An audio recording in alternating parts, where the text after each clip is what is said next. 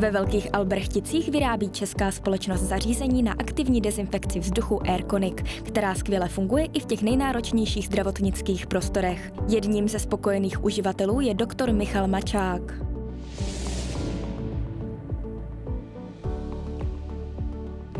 Já jsem se rozhodl pro aktivní dezinfekci vzduchu od systému Airconic právě proto, že naší ordinaci denně projdou desítky lidí.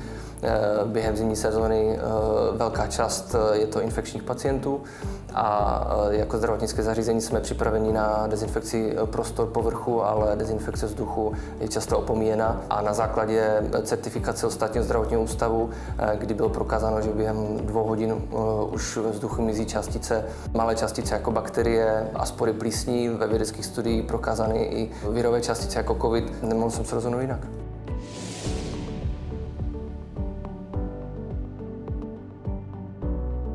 Zkušenost je za mě vynikající a i sestřička si to velmi chválí.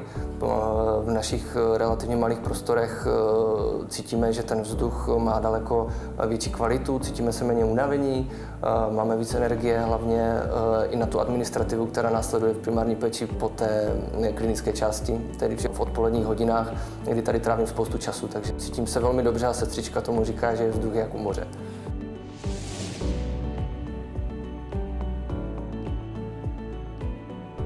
Provozní náklady jsou překvapivě velmi nízké, protože nepotřebuji vyměňovat filtry. Je to jednorázová investice a provoz je velmi tichý, takže jsem za mě velmi spokojený. Zaujal vás Airconic? Zjistěte víc na webu www.airconic.cz.